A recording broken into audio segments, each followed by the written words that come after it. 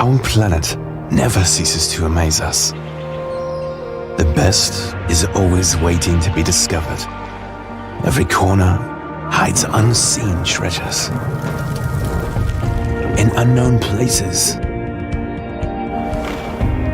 treasures of breathtaking beauty that leave you spellbound, where you can reach new heights and feel on top of the world.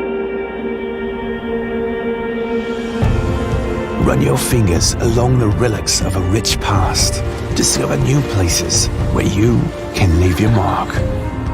Be the first to witness a land of fascinating journeys. Where in the world could this be? Saudi. Welcome to Arabia. Get your visa now.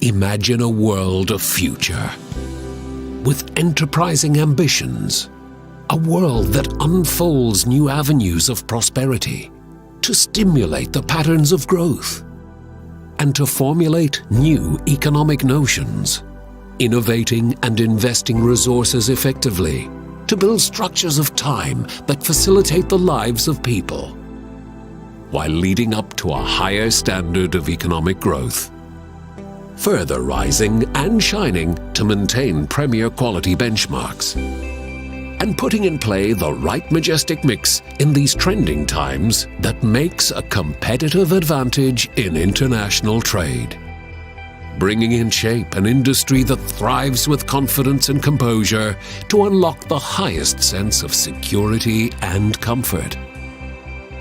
This story is of the Kingdom of Saudi Arabia, that encapsulates a world of industrial revolution with quality and standardization at the core of its belief. A story that reflects through its quality of food, standard of medication, and immaculate digital infrastructure. A nation with vibrant spirit, having gone into a groundbreaking industrial revolution while breaking through in the telecommunications sector to facilitate the future generations with an exceptional experience of life in this era of artificial intelligence. All because of the active contribution of its institutions that have monitored and measured the greatest levels of efficiency and accuracy at all levels. This is Saudi Arabia, a land that has created the impossible with some incredible records to give visitors a unique experience of history and future.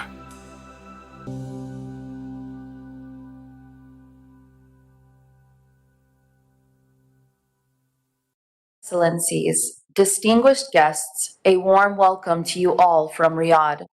On behalf of our sponsor, His Excellency Dr. Majid Al-Qasabi, the Minister of Commerce, Kingdom of Saudi Arabia, and His Excellency Dr. Qasabi, the Governor of Saudi Standards Metrology and Quality Organization, SASU.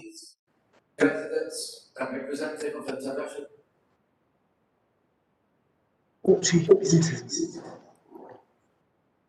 Kingdom of Saudi Arabia, we have the honor and great pleasure of welcoming you all virtually here today in the digital meet of the Riyadh International Standards Summit. Under the wise patronage of His Majesty, the custodian of the Holy Mosques, King Salman bin Abdulaziz Al Saud, and the clairvoyant vision of His Royal Highness, the Crown Prince Mohammed bin Salman Al Saud, SASU, in collaboration with local and international bodies, has been able to organize this first International Standards Summit within G20 activities during its presidency of the G20 to enhance cooperation between countries of the world in this respective domain. International standards underpin many of these technologies, which enable societies to run more efficiently and provide sustainable and enhanced services. The summit discussions will provide us all broader understanding of how standards have, are, and will play a vital role in our daily lives, shedding light on the importance of enhancing cooperation between G20 countries in standard making to accelerate digital transformation. Before I call upon our keynote speaker, I would like to thank G20 Saudi Secretariat, Saudi Food and Drug Authority, SFDA, Saudi Communications and Information Technology Commission, CITES, International Organization for Standardization, ISO, International Electrotechnical Commission, IEC, and the International Telecommunication Union, ITU, for co-organizing this summit. I would also like to thank you all for accepting our invitation and joining us here today. Your Excellencies, distinguished guests, without further ado, please join me in welcoming His Excellency Dr. Majid Al-Qasabi, Minister of Commerce, Acting Minister of Media, and member of the Council of Economic and Development Affairs to deliver our keynote speech. Dr. Al-Qasabi holds membership and presidency of several government authorities, has previously served as Minister of Social Affairs, Acting Minister of Municipal and Rural Head of Private Affairs of His Royal Highness the Crown Prince, Director General of the Sultan bin Abdulaziz Al Saud Foundation, and Secretary of the Chamber. Dr. Majid Al-Qasabi, please take the floor. Your Excellencies, Presidents and Representatives of International Standardization Organization, Presidents and Representatives of National Standardization Authorities around the world, distinguished guests, ladies and gentlemen. It brings me a great pleasure to be with you today at the first International Standard Summit in Riyadh. The world was caught off guard by COVID-19, a deadly enemy that brought the global economy at large to a standstill this year. We hope that this event will be a practical step toward the betterment of our future and will support the global efforts toward economic and social growth. Our dear guests, the Saudi Standards and Metrology and Quality Organization, SASO, in partnership with the Saudi Food and Drug Authority, SFDA, and the Communication and Information Technology Authority, has launched this event to discuss the role of international standards with the standardization authorities in enhancing industrial, economic, and social capacities. This reaffirms Saudi Arabia's relentless pursuit and interest in discussing all issues that will shape a better future for our world, the international economy, and humanity in general. Standards play a vital role in raising safety measures and supporting national economies, and facilitating intertrade, not to mention its role in improving the health and safety of people by maintaining the quality of food, medicine, and other consumer products, in addition to improving the level of services provided to them. The importance of standards is even greater during crisis. Saudi Arabia has made great efforts in managing consequences of COVID-19 and has showcased to the world a unique experience for a flexible crisis management in various areas, particularly in the health and economy sectors. Moreover, by joining efforts with the private sectors, we were able to offer innovative and effective solutions. To conclude, I wish to extend my heartfelt thanks and appreciation to those who contributed to the success of this summit, and to you and our valued guests by enriching this event with your participation. We look forward to have a positive and inclusive recommendations at the end of the summit that will contribute to the future of the global economy and prosperity for all. Thank you very much.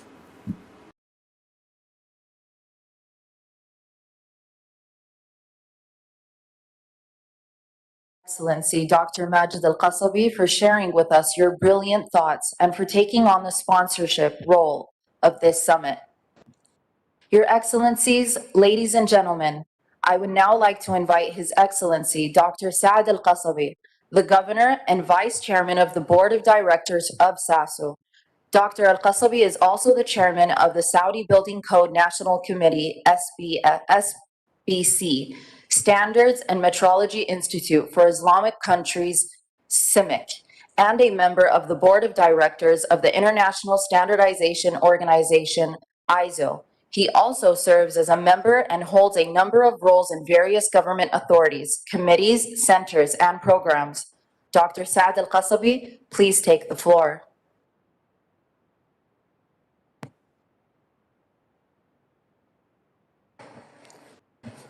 His Excellency, the Minister of Commerce, Dr. Majid Al-Qasabi, Your Excellencies, Presidents and CEOs of international standardization organizations, representatives of national standardization bodies around the world, our honorable guests. It's a matter of pride that the Kingdom of Saudi Arabia, the first global event that covers a very important subject on the cusp of the G20 meetings and events, standardization. KSA is organizing this strategic event as part of its pioneering initiatives in providing insights in the area of standardization that will strengthen cooperation among the international community to support the achievement of international sustainable development goals and to improve the quality of services and products and enhance intertrade. Dear honorable guests, since assuming the presidency of the G20 meetings, Saudi Arabia has taken its responsibility in introducing qualitative side activities that explore the challenges facing humanity as a whole and offer possible solutions with which we can achieve a better future for our world. From this perspective, we are holding this International Standard Summit in Riyadh to come up with appropriate proposals in the field of standardization that can promote the economic growth of G20 members states in particular and of all members of the international community in general. In SASO, we have exerted our utmost efforts with our partners from the Secretariat of the G20 and fellow national authorities, the Saudi Food and Drug Authority, SFDA, and the Communications and Information Technology Commission, CITC, as well as the international standardization organizations, ISO, IEC, and ITU, to organize this international summit, believing that the standards and quality infrastructure system can play a vital role in economic, industrial, and social development. We greatly appreciate the cooperation from and sincere desire of all of our partners in international organizations and national standardization authorities to crystallize a clear vision for this summit.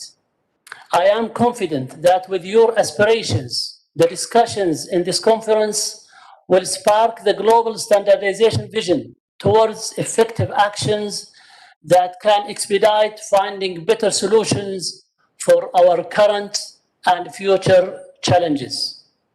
Ladies and gentlemen, the agenda of this summit shall emphasize the importance of standards in encountering global challenges during crisis, and where standards can provide appropriate solutions that respond to rapid technological developments in various fields, with focus on digital transformation. Undoubtedly, the availability of unified, robust standards will support business continuity and provide better resilience to organizations in case of crisis. Moreover, it will stimulate our economies, leading to faster growth and prosperity. We look forward to concluding this summit with a common vision that enhances the ability of our countries to confront crisis and come up with innovative solutions with which we can keep pace with new technologies in various areas. We hope that holding this summit will be a starting point for the inclusion of an annual event on standards within the calendar of the G20 activities, where we meet to share knowledge and explore opportunities that standards can provide in finding solutions to global challenges. To conclude, I would like to express my sincere thanks and gratitude to all those who participated with us during the past months in coordinating this very unique event in the history of the G20 side activities, as it is the first of its kind. Special thanks to you, our valuable guests. Your commitment to participate with us today is a key step to its success. We look forward to seeing this summit achieve its strategic goals. It is my pleasure to express the organizing committee's sincere gratitude to His Excellency Dr. Majid Al-Qasabi, the Saudi Minister of Commerce, for his patronage of this global event and for his participation with us today. Our special thanks is also extended to His Excellencies, to their Excellencies, the chairmen of our panels today and the panelists.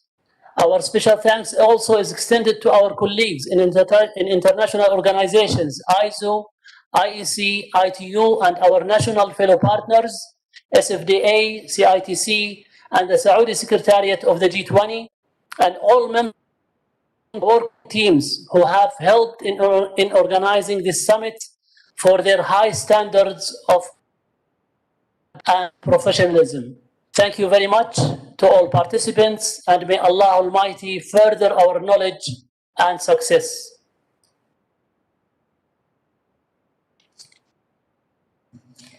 You are also welcome, Your Excellency, Dr. Saad Al-Qasabi, and I thank you for your warm welcoming words and for chairing this summit.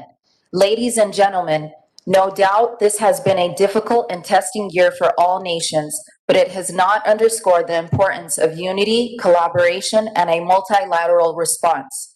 With this, Your Excellencies, distinguished guests, please allow me to proceed with our first panel under the discussion agenda of Global Crisis Need Global Solutions, How International Standards Can Help. This panel will focus on how international standards play a crucial role in providing global solutions for crisis management. To get some insight into our agenda, I would like to introduce our respected panelists, Mr. Philip Metzger from IEC, Mr. Sergio Mujisa from ISO, Dr. Reynard Scholl from ITU, and Engineer Fahd Al-Muammar. I would also like to call upon His Excellency, Dr. Hisham Al-Jad'i, CEO of Saudi Food and Drug Authority, as the moderator for this session. Over to you, Dr. Al-Jad'i. Thank you. Good morning, everyone. Good morning, good afternoon, and good evening to all of you from around the world. And welcome you to this panel session. And I think during crisis, sometimes we think about lowering our standards. But I think during crisis, we need to think about standard and to stick to our standard. We need to ensure the supply chain. We need also to ensure the quality of our products. I welcome you to this this session. After the session, the discussion, the first discussion with the panelists, we'll give the floor for you to ask questions. And we invite you either to submit the question through the open discussion or raise your hands. And at the beginning, I want to welcome our panelists, Mr. Philippe Metzger, the General Secretary and the CEO of the International Electrotechnical Commission, and also welcome Mr. Sergio Mujica, Secretary General of the International Organization of Standardization. And I welcome Dr. Reinhard Scholl, Director of the ITU Telecommunication Standardization Bureau, and I welcome Engineer Fahd Al-Muammar, the Vice Chairman and of the Board and Partner of the National Medical Products. Welcome you all. We'll start with Mr. Philippe Metzger. We'll give you 5 minutes to give your comments, and also I'll give you maybe a question you can try to answer it and comment on that. As you know, COVID-19 has increased our awareness of the supply chain and its security. What do you think is the role of the conformity assessment in protecting us during these crises? The floor is for you, Mr. Metzger. Thank you very much, Dr. Al-Jadei. Excellencies, ladies and gentlemen, IEC is very pleased to attend the Riyadh International Standards Summit, and I would like to thank our hosts for the stellar preparation. We believe that this is an excellent opportunity to demonstrate the important role international standards and conformity assessment play in fostering digital transformation, which is, as we have seen now, essential in supporting economies and delivering key services during a crisis such as the global COVID-19 pandemic. This pandemic has definitely brought to the forefront the need to be prepared for and respond flexibly to any type of crisis before it occurs. More than ever, we are challenged to be agile together. IEC is an organization which enables 20,000 experts from 173 countries to work together in a truly global spirit through consensus-based processes. Technologies have been at the core of many responses to the crisis, and the digital transformation of many sectors has been fast-tracked because of it. International standards underpin these technologies to make sure that they are safe, interoperable, and reliable for all users. For instance, the IEC 6601 series of standards developed by our Technical Committee for Electrical Equipment in Medical Practice helps ensure the basic safety and essential performance of medical equipment for patients and equipment operators. And during the pandemic, the IEC, together with ISO, made standards freely available, which help in the fight against COVID-19. Important work is also carried out by the IEC and ISO in our Joint Technical Committee for Information Technologies, which develops international standards for ICT. And this work covers more than 20 technology areas, including AI, cybersecurity, augmented and virtual reality, cloud computing, IoT, data management, IT for learning, education, and training. And these standards are behind many of the technologies used to address different challenges during the COVID-19 crisis, for example, to enable populations worldwide to work and continue their studies remotely, deliver essential healthcare services through telemedicine, allow to find solutions for contact tracing to prevent the spread of COVID-19, or provide guidance for cybersecurity, for instance, through the ISO IEC 27000 series of standards. Moreover, IEC work in disaster resilience and recovery is key in enabling governments, industry, and society achieve the UN Sustainable Development Goal number 11 on sustainable cities and communities and its targets related to city management and disaster resilience and recovery. Now, on your specific question, Dr. Al-Jadei, standards provide most value when they are combined with a standardized approach to testing and certification. And with its 4 conformity assessment systems on equipment for use in explosive atmospheres, on electrotechnical equipment, on electronic components, and on renewable energy, the IEC can ensure that systems, devices, and components match the requirements of our standards in a consistent and transparent manner.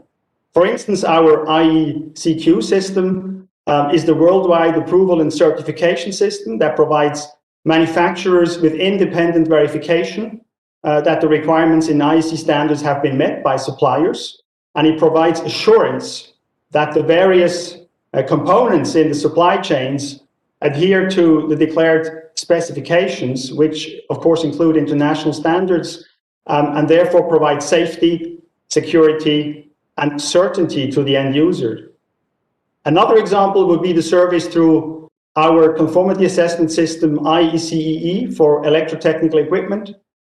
And so let me conclude by emphasizing my introduction that IEC, ISO, and ITU each bring very specific expertise and make unique contributions towards crisis management, and that there are many areas where, under the umbrella of the World's Standards Corporation, WSC, all three organizations and their members can work together globally to strengthen the important role of international standards in offering solutions in times of need. There are many opportunities to share experiences and lessons learned during the ongoing crisis, and we look very much forward to an even closer cooperation going forward.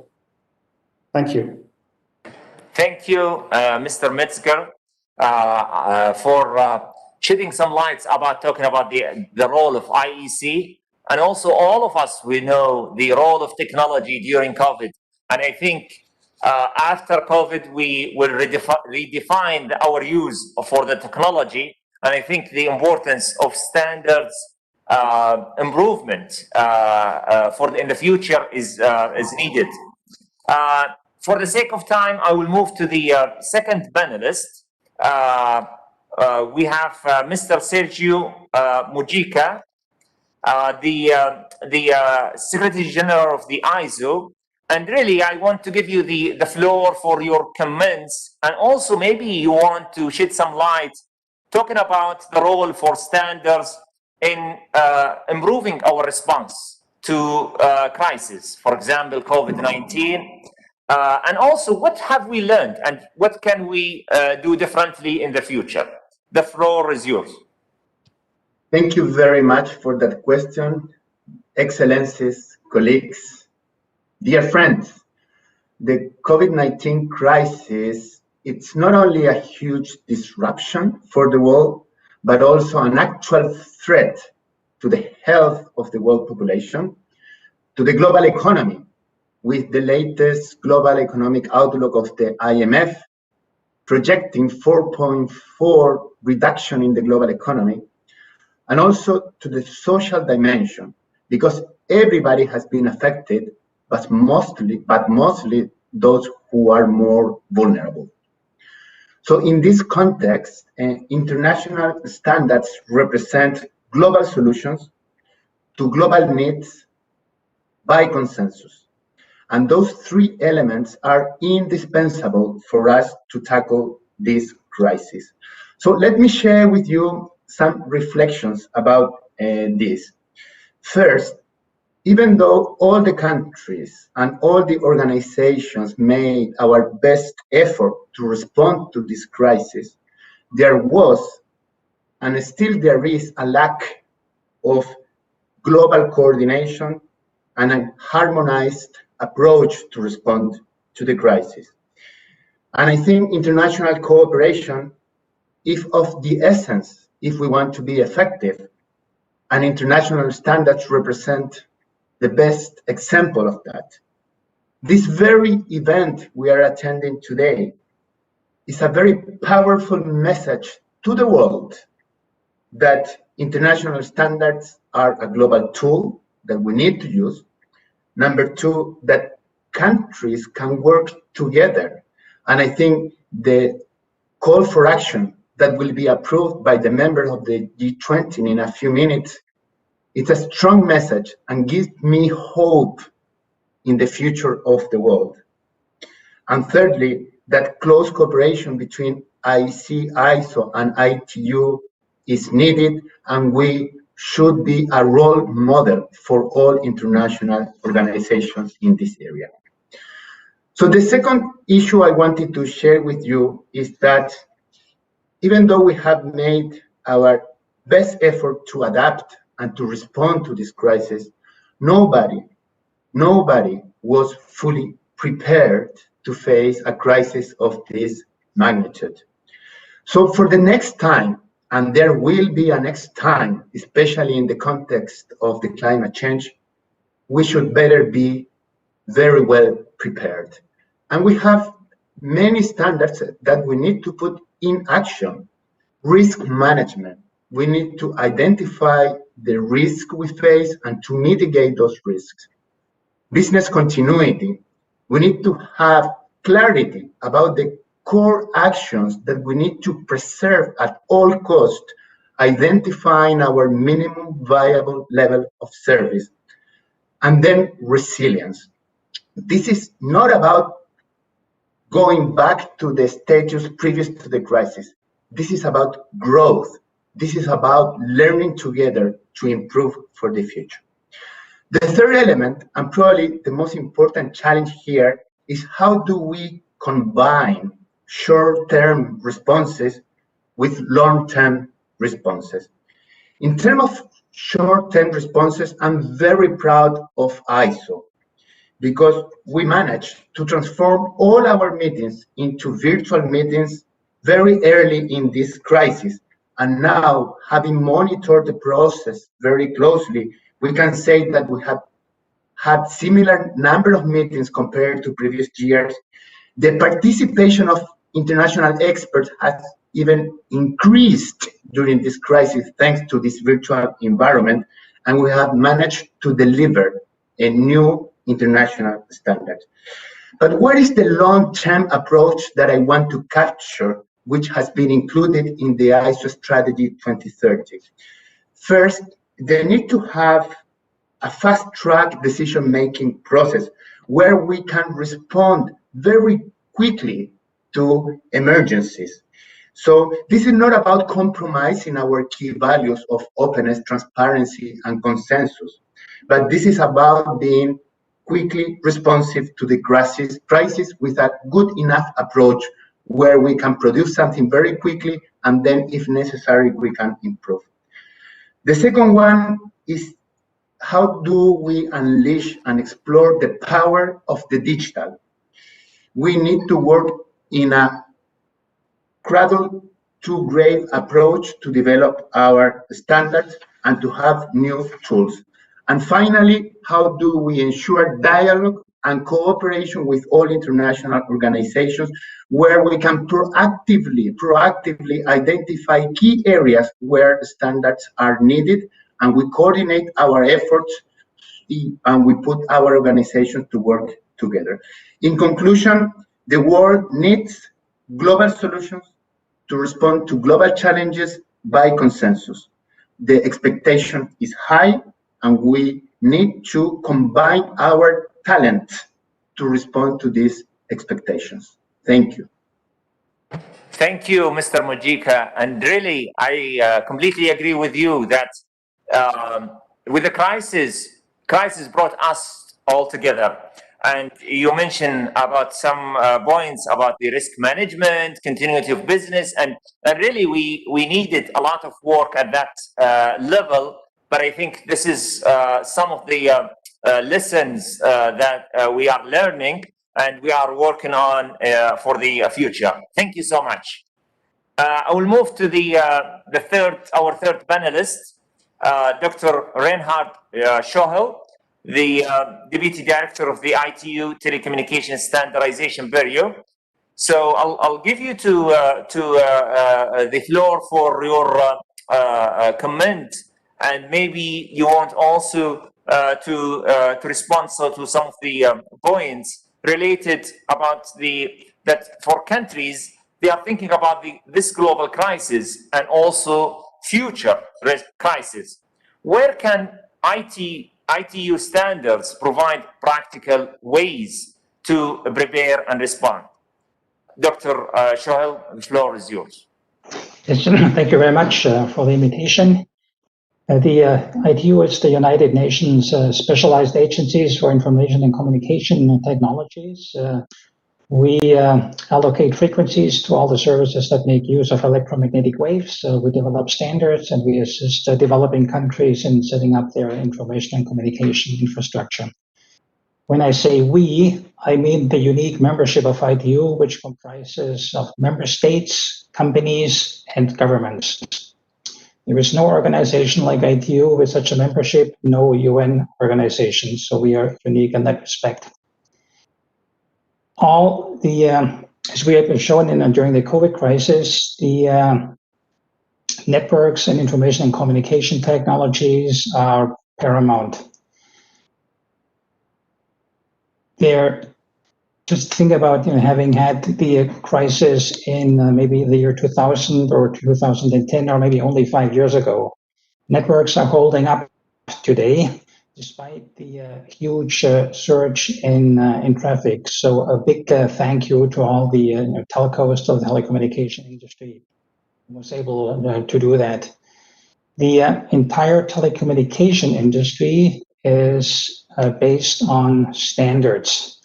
Pretty much all the traffic, all the international traffic, a lot of the national traffic runs over optical fiber, and the ITU provides optical transport protocols, optical transport standards for that. The video that you're watching right now, most likely you're using a video compression standard that has been standardized by the ITU, by ISO, and by IEC. I would like to focus in my intervention on very exciting work that ITU is doing together with the World Health Organization, and that is in the area of artificial intelligence for health. If there is going to be a medication or a vaccine against COVID, then you would probably take it, and many people will take it. And the reason why you would do so is you trust the process and you trust the institutions that have developed that. What about AI? How much would you trust an assessment by an application that's using artificial intelligence? About a month ago, there was a research paper that was published by a team at MIT, and they were using artificial intelligence to detect whether someone had COVID by analyzing the coughs of people, people coughing. And they had excellent results, and they were even able to detect whether asymptomatic people had COVID. Apparently, they are now developing a application, a user-friendly application. Maybe the way it could work, like every morning you cough into your mobile phone, and then you have an algorithm that's checking whether you may have COVID or not. But how would you trust that? Could you trust that? And that's exactly the point that the work of ITU and WHO are addressing. Because we are developing an international standards framework, evaluation process to check the quality of AI models, of AI applications. So the group is producing guidelines that outline this process. And in addition, the group is also working on an open source platform, online platform, that would be used to check for the quality of AI models. And this entire process is open and is transparent, so everyone can participate in this process. You don't even have to be a member of ITU or WHO. Anyone can participate. And this generates transparency and trust. At the end, everything boils down to trust. You have to trust the process, and you have to trust institutions. And ITU, ISO, and IEC are trustworthy institutions, and we have transparent and trustworthy processes. So everything is based on trust at the end. Thank you very much. Thank you, Dr. Scholl, and really interesting talking about the artificial intelligence. And I think it's has a major role during crisis, and also the knowledge that we created.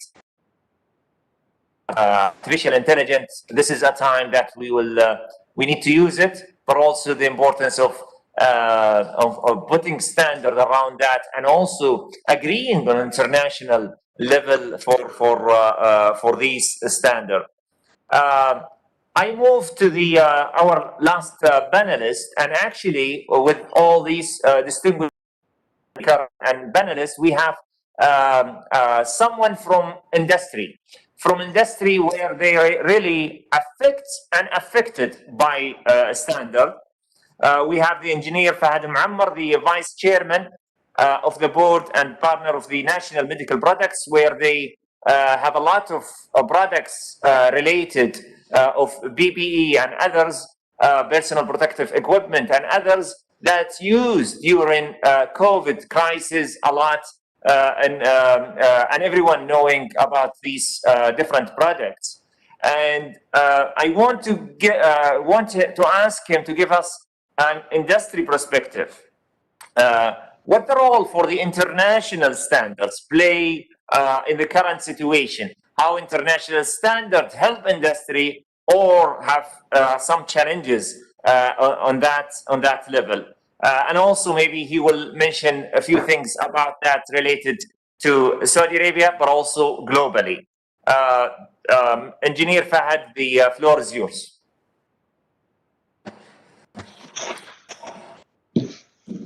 Assalamu alaikum wa rahmatullahi wa barakatuh. Thank you very much for inviting me. Allow me to talk as an industry and as a manufacturer of a wide range of medical devices with different risks level.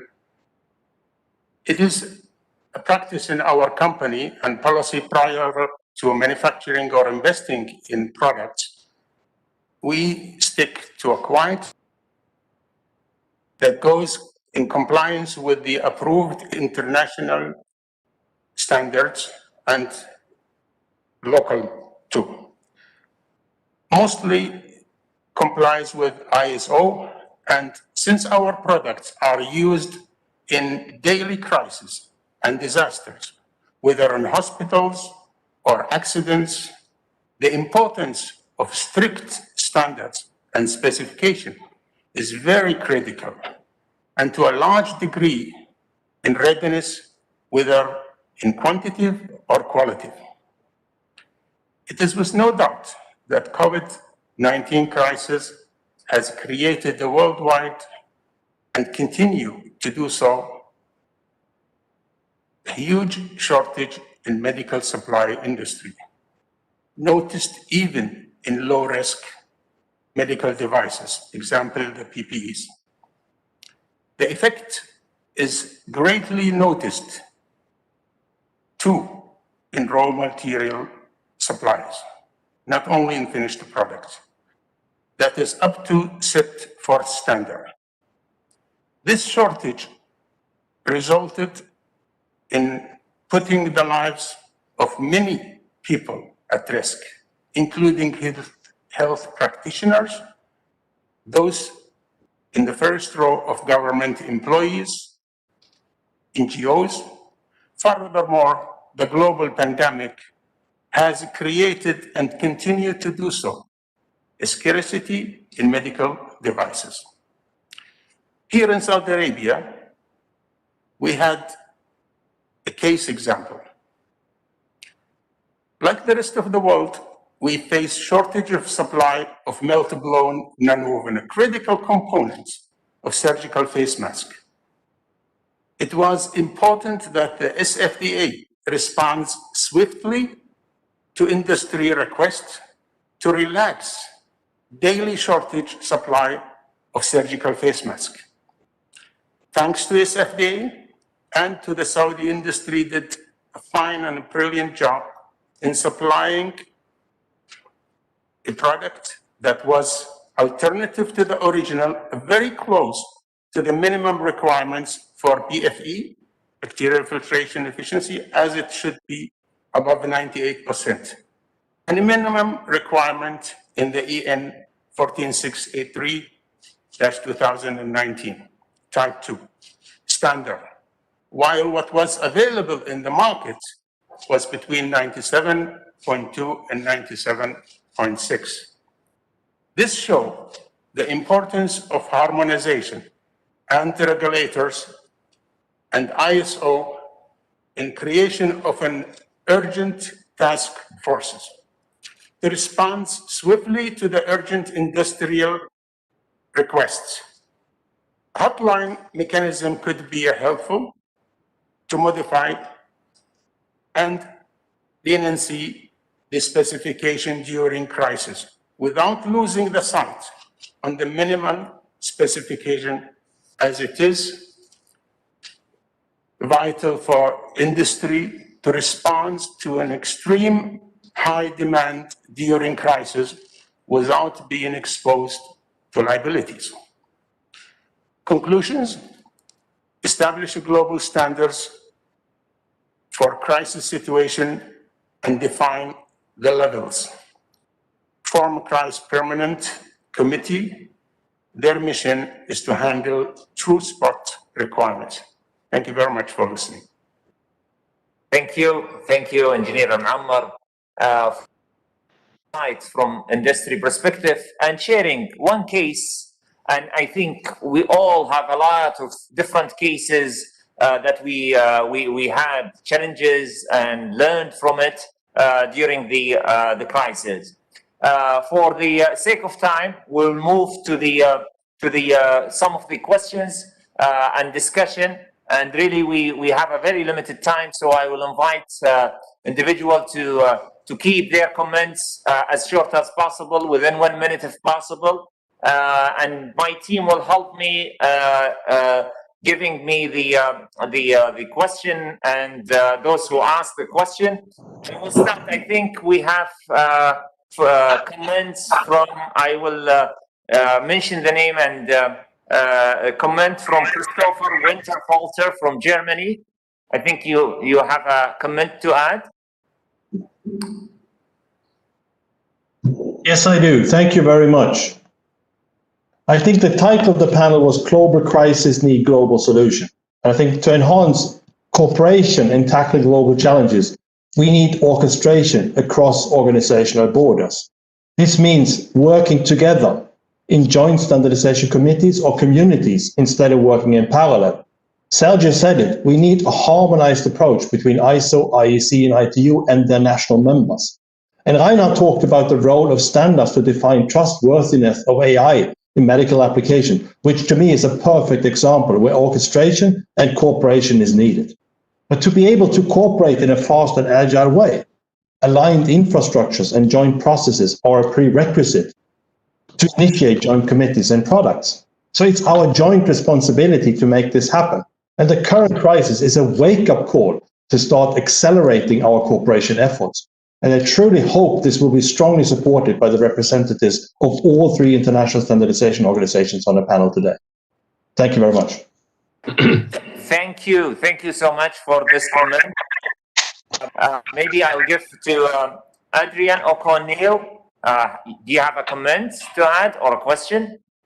I do, I think, and thank you very much to the panel for your presentations and the insights.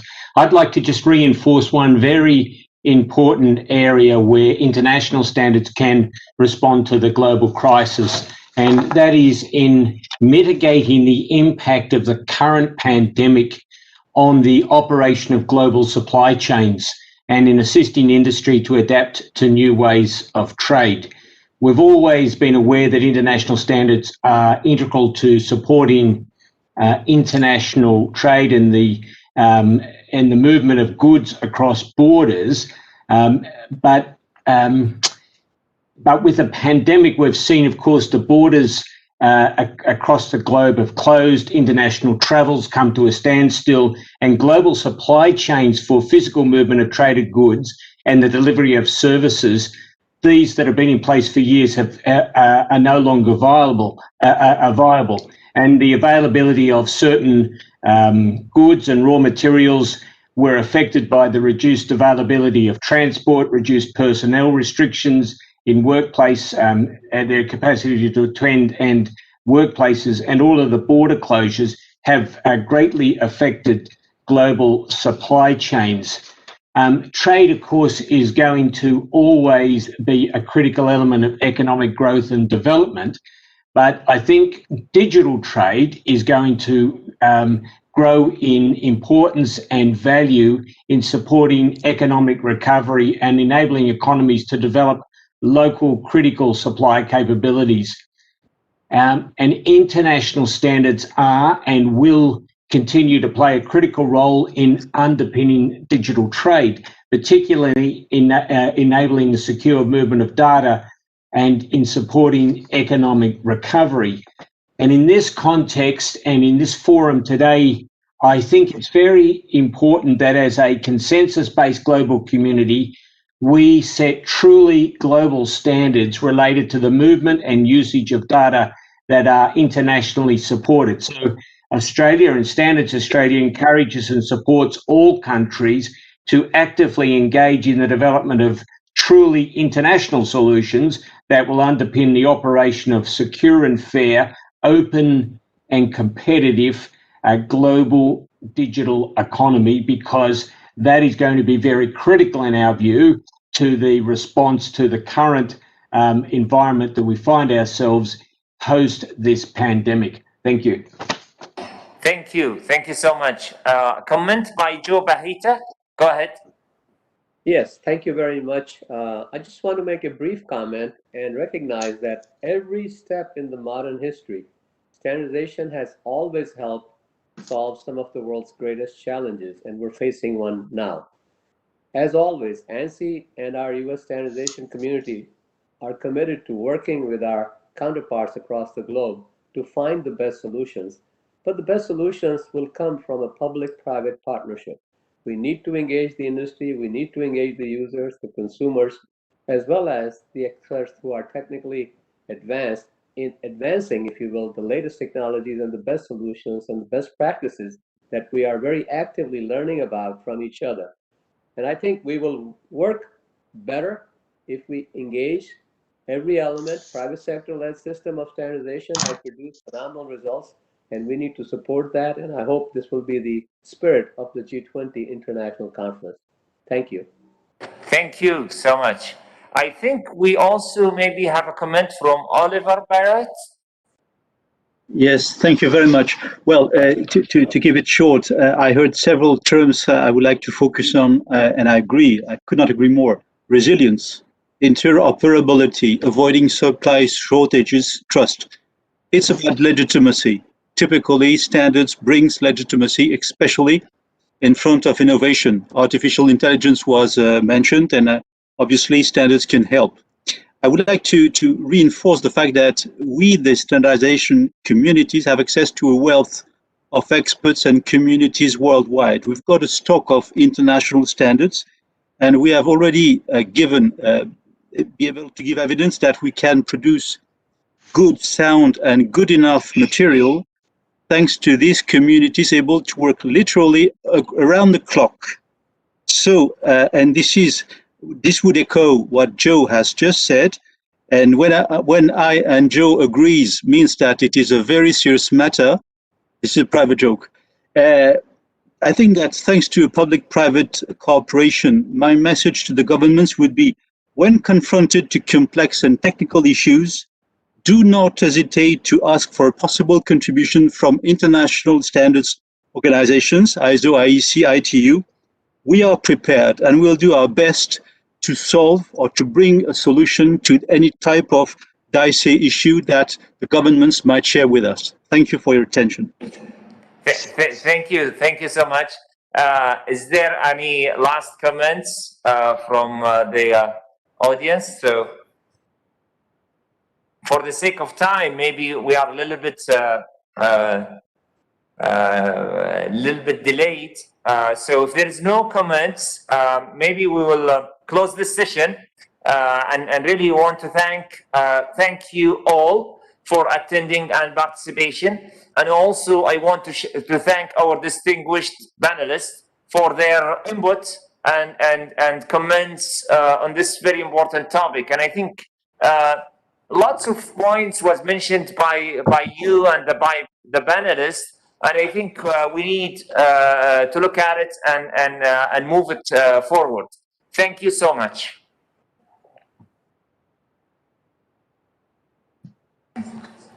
Thank you, Dr. Al-Jadari, Mr. Metzger, Mr. Mojika, Dr. Scholl, and Engineer Muammar for your invaluable contributions. With this, Your Excellencies, distinguished guests, please allow me to proceed with our second panel under the discussion agenda of digital transformation and the role of international standards.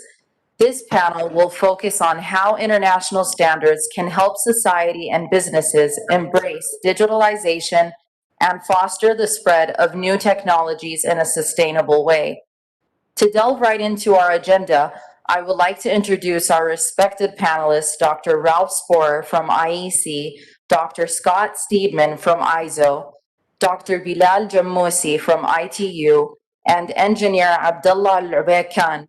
I would also like to call upon His Excellency Dr. Munir Al-Dessouqi, Assistant Minister, Ministry of Communications and Information Technology, as the moderator for this session. Over to you, Dr. Al-Dessouqi.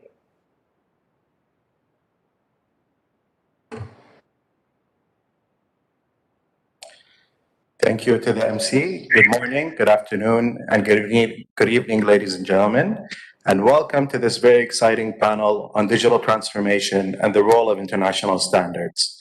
I would like to first start by thanking the organizers and specifically His Excellency Dr. Saad Al-Qasabi on putting together this very timely summit and for kindly inviting me to be part of it. You are all aware of the role digital technologies are playing in our day-to-day lives, spanning all aspects from education, healthcare, agriculture, transportation, manufacturing, energy, and many more, and even the way we're conducting business, as evident by this virtual summit that is connecting all of us today.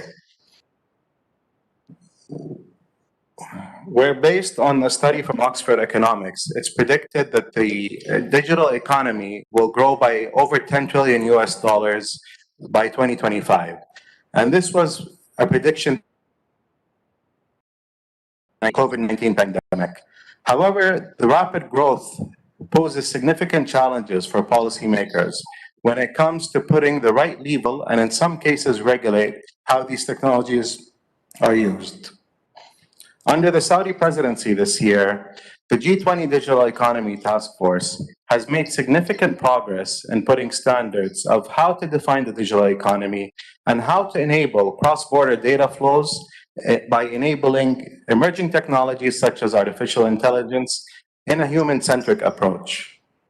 Standardization has always played a vital role in accelerating the adoption of new technologies, especially in the ICT sector, whether to allocate frequency spectrum for mobile phones or other networks such as Wi-Fi, Bluetooth, and NFC, things we all use on a daily basis. These standards are not only crucial for the proper dissemination of technology, but also ensure the safety and security of people, something that is becoming more and more important as we are all experiencing the fourth industrial revolution with technologies such as IoT, AI, robotics, drones, as well as smart cities and smart mobility. The transformation and growth in digital economy is happening today at a very rapid pace, making it hard for standardization to follow and catch up, and sometimes very difficult to predict with the levels of innovation that we are seeing today. With this, we see improvements necessary for standardization regimes and processes, and to discuss this today, I would like to welcome our guests, Dr. Scott Steedman, the ISO VP for Policy, Engineer Abdullah Al-Ubaikan, the CEO of the Al-Ubaikan Investment Group, Dr. Ralph Sporer, the IEC VP and Chair of the IEC Standardization Management Board, and Dr. Bilal Jamousi, the Chief of the Study Groups Department of the ITU Standardization Bureau. Before we start, I'd like to remind everyone that there will be an open discussion of about 10 minutes at the end, where we'll welcome questions from the participants by raising your hand or through the chat. With that, I'd like to kick off my first question directed to Dr. Scott Steedman. Dr. Steedman, what impact does standardization of digital products and services have on the global economy and on the digital economy in particular? Well, good day, everybody, Your Excellencies, colleagues. As Dr. Saad Al-Qasabi said in his introductory remarks, we're living in times of unprecedented rapid change in digital transformation of our economies and societies. We see this led by tech entrepreneurs and innovators. Leading companies are already exploiting machine learning, Internet of Things, artificial intelligence, blockchain, and mixed reality as the most effective way to build competitive advantage. To your question, we see interest in all sectors in the role of standards to accelerate transformation. We see that the social, environmental, and the ethical applications of digital technology will shape new ways of delivering education, health and social care, mobility and transport, all of which will unlock productivity gains and bring citizen and social benefits. Mobile technology is at the core of developing economies as a portal to access affordable global services and to stimulate market innovations. And technologies that can deliver remote auditing of manufacturers, 24/7 surveillance of production lines, and e-labeling have helped to sustain vital industries through the turmoil of the COVID pandemic. But it's not easy. Research by the Everest Group estimates that as many as 73% of digital transformation projects ultimately fail. And international standards, we think, are the key to increasing the probability of success. We see growing interest in the use of consensus, best practice, formal international standards to achieve digital transformation. Many speakers have already referred to this, supporting the transition to a new way of working and embracing a more diverse and inclusive future for all. Our workload is growing fast. Digital standards committees in the UK alone range from autonomous systems, AR and VR, biometrics, to e-procurement, robotics, and now quantum computing. We see technology agnostic, patent-free digital technology standards as essential to ensure interoperability and rapid innovation, as Olivier commented, supporting both the major players and new entrants to the market. Innovation management, ISO 56000, and collaborative business relationships, ISO 44000, are aimed directly at helping manufacturers and particularly SMEs to exploit the new technologies in their own value chains. It's not just about technology. We're introducing rapid, dynamic standards development processes to serve the needs of innovative industries and faster product development cycles. We need a strong public-private partnership that Joe Batir commented on to promote greater collaboration and to define the market requirements between regulator and industry that will enable the rapid adoption of emerging technologies. For ISO, digitalization means creating new standards that will increase business performance, underpin new collaborative delivery models, and build trust across complex stakeholder communities and supply chains around the world. And I'm delighted that these thoughts have reached the highest levels. As the British Prime Minister said in his speech to the UN General Assembly in September last year, he said, above all, we need to agree a common set of global principles to shape the norms and standards that will guide the development of emerging technology. So to close, international standards are a strategic tool for change. We don't take it that way so often. We need to think of it as a strategic tool. As countries strive to overcome the pandemic and work to achieve the SDGs, we need to come together, governments, industry, and consumers, to embed these concepts of best practice as part of our global enterprise culture. Thank you very much. Thank you very much, Dr. Steedman. I couldn't agree more.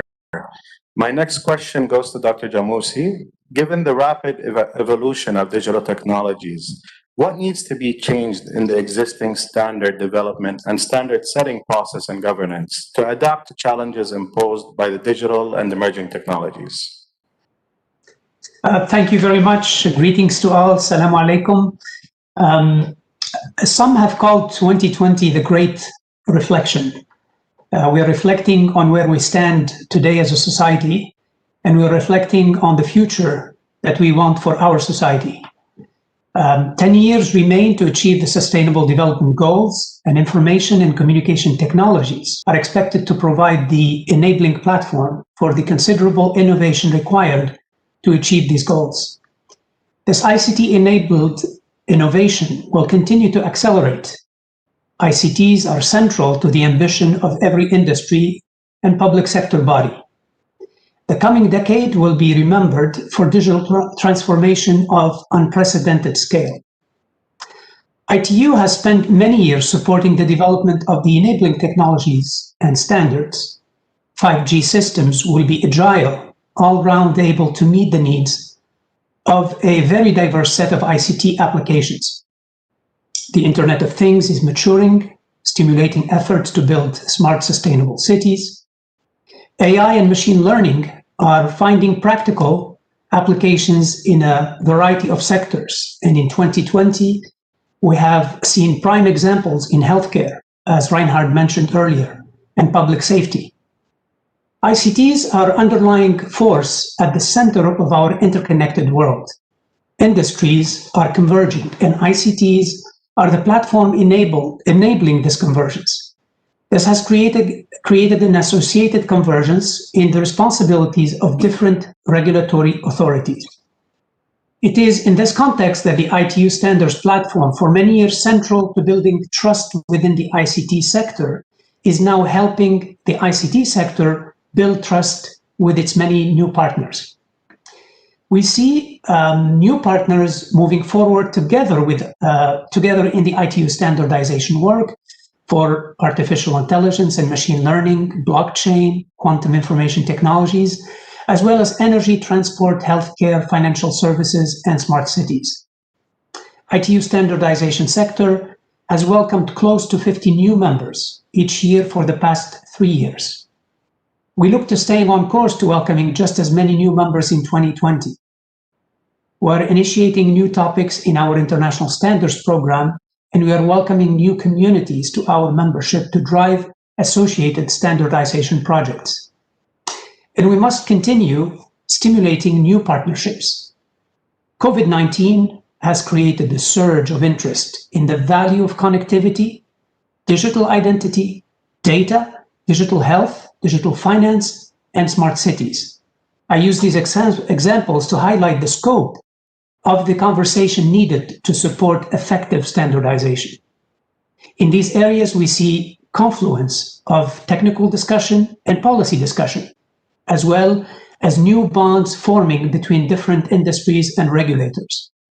ITU has spent many years bridging ICT decision makers together with decision makers in other sectors.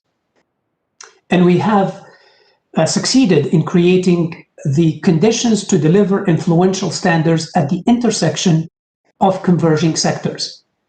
But our work continues, and we encourage you to join us. 2020 continues to deliver valuable lessons. Working together internationally, we can transform these lessons into ICT advances on a global scale, advances to improve the quality of life enjoyed by everyone, everywhere. This Riyadh International Standards Summit makes a key condition to this endeavor. I would like to highlight my gratitude to our generous host, SASO, and our world standards cooperation partners, ISO and IEC. The summit represents our shared commitment to supporting the new partnership that we know to be essential to our pursuit of the UN Sustainable Development Goals. Thank you very much. Thank you, Dr. Jamousi. We've had the pleasure of having the ITU as a knowledge partner with us in the Digital Economy Task Force this year. So we thank you for your partnership. My next question goes to Engineer Rabe Khan. How does standardization help the industrial sector accelerate digital transformation and the adoption of the fourth industrial revolution technologies? What lessons can be shared from Rabe Khan's digital experience? Bismillah ar-Rahman ar-Rahim. Assalamu alaikum. Standardization help and accelerate to organize any domain. Without organization, you cannot connect. Without deep understanding of the domain to transform, it will be a very high risk to fail. And the standardization, I think it's a key component to accelerate digital transformation. To understand also the digital transformation, we need to understand the mega trend. I like to talk about 5 key drivers for digital transformation. People move from dumb to smart. Any service, any product, any from cars to house, from fast-moving goods to any service, everybody must to offer smart services. Second, from centralized to decentralized. A lot of crowdfunding, crowd innovation, crowd creating the content. This is a mega trend. Now we are moving also for platform. Platform economy is also connecting the stakeholder, accelerating all the innovation, eliminating all the waste, building all the trust between the stakeholders. And this is the key driver for digital transformation. And the last one, from also CapEx to OpEx.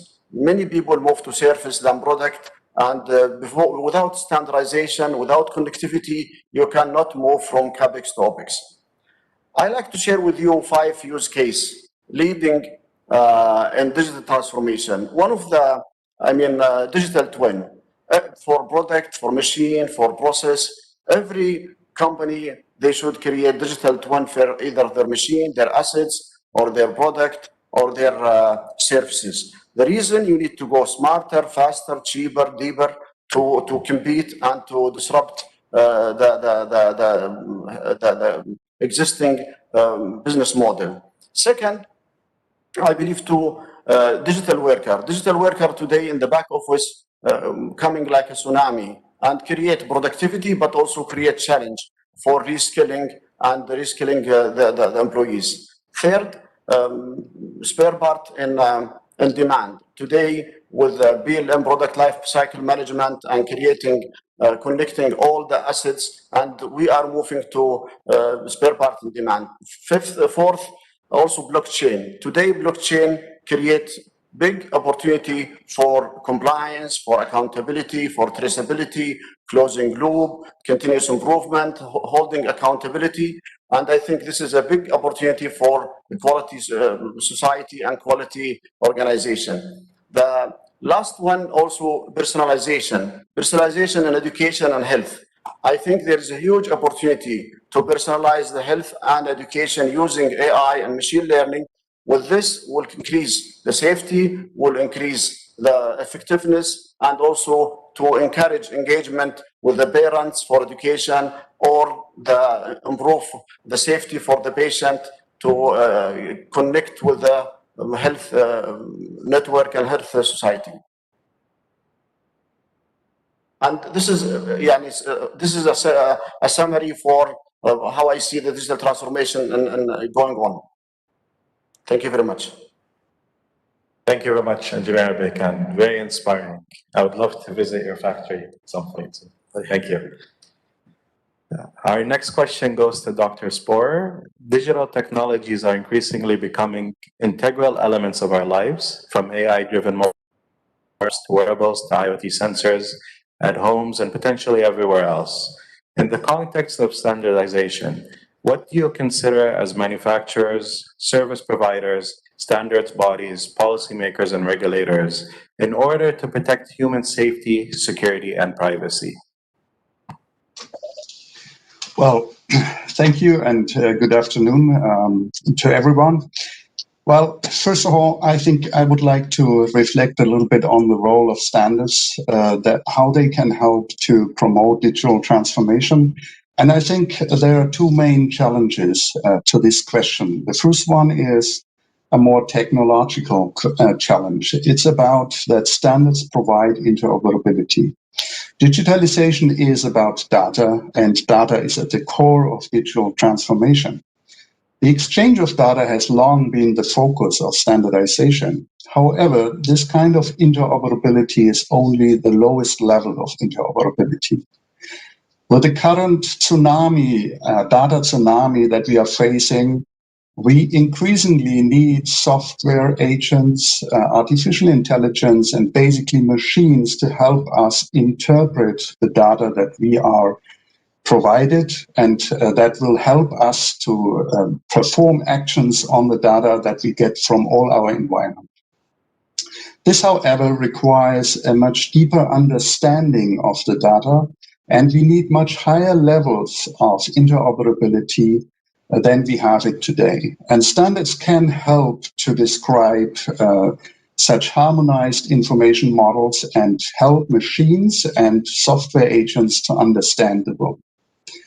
The second challenge I think that we see is, and this has been already mentioned in a number of the presentations, is actually that standards build trust in the new technologies. And standards do that by ensuring the safety, the security, the interoperability, and they enable the general public to judge technologies and their impact on important aspects of their life. That's specifically important in areas which are difficult to understand and produce fears, like techniques such as artificial intelligence, big data, autonomous driving, and robotics.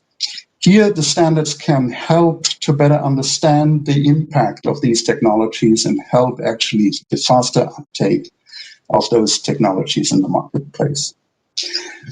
IEC has been providing standards in a number of areas which are important to digital transformation. One of them is standards for electricity access. Since the access to electricity is the major precondition for digitalization, standards on information, communication, and sensor networks and systems, which provide the foundation for the digital infrastructure, and standards on cybersecurity to ensure the security and privacy of the data, which is a major concern of governments and citizens. And finally, IEC operates a number of committees on topics like smart cities, smart manufacturing, digital and remote healthcare, and active assisted living. And together with ISO in the Joint Technical Committee, we are operating committees on Internet of Things, artificial intelligence, big data, and virtual reality. The last one, virtual reality, is contributing a lot to remote learning and remote services as such. And so my summary is that standards are actually essential for digitalization, and without standards, there's no digital transformation. Thank you. Thank you, Dr. Sporer. You mentioned one of the more challenging topics that we faced in the Digital Economy Task Force this year with data interoperability. With that, I'll open the floor for questions from the attendees. I believe we have a few requests that came through the chat. I'll start with South Korea, Dr. Lee. The floor is yours.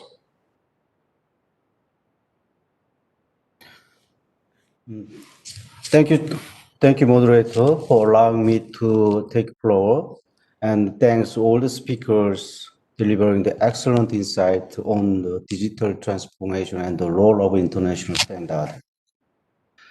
And I would like to express my sincere gratitude to Dr. Majid Al-Kasabi, Minister of Commerce of Saudi Arabia, and Dr. Saad Al-Kasabi, Governor of SASO, for hosting G20 Riyadh International Standard Summit. Actually, I'm sure this dedicated summit will play a tremendous role in further understanding the relevance of standard and digital transformation in COVID-19 era. In this regard, I would like to address Korean case on the international standardization of digital transformation in this venue. Actually, digital transformation is a key element that enables both the digital economy, which has brought more value to existing industrial structure, and the virtual economy, which has surfaced as the new paradigm in the COVID-19 era. Korea is harnessing the innovative competencies, such as strengths in its cutting-edge manufacturing sectors, its robust ICT infrastructure, and the massive amount of big data being created in the public and the private entities to unlock the digital transformation across all the sectors. In particular, we are pursuing international standardization in core selected areas to further accelerate digital transformation. We have identified healthcare, distribution and logistics, and education as the core area where digital transformation is most needed and urgent. We are prioritizing international standardization in areas that can directly support the lives of the public, especially teleworking, unmanned workplace, and remote metering. Moreover, we are also planning to advance international standards in the field of robotics and drones, big data, and smart manufacturing to accelerate the pace of the digital transformation. To respond to future pandemics such as COVID-19, Korea is going even further, working toward establishing an ISO working group on pandemic preparedness and response, and pursuing international standardization of quarantine procedures and methods which have been used against COVID-19 in Korea. We will also put in force virtual protocol for the certification and accreditation systems, which we hope will protect the safety and the public, secure the quality of goods and services, and prevent against any disruption in industry activity in the face of any future crisis. For us to respond to unpredictable emerging global crises and ensure sustainable development, we need the ties of international solidarity that standardization can bring. Korea, for its part, will continue to push forward international standardization in an effort to fight the pandemic and facilitate the digital transformation. On that note, I ask G20 countries and the International Standardization Organization for their support and cooperation. Lastly, I would like to once again extend my deep gratitude to SASO for organizing this wonderful occasion. Thank you. Thank you very much, Dr. Lee, for the intervention and comment.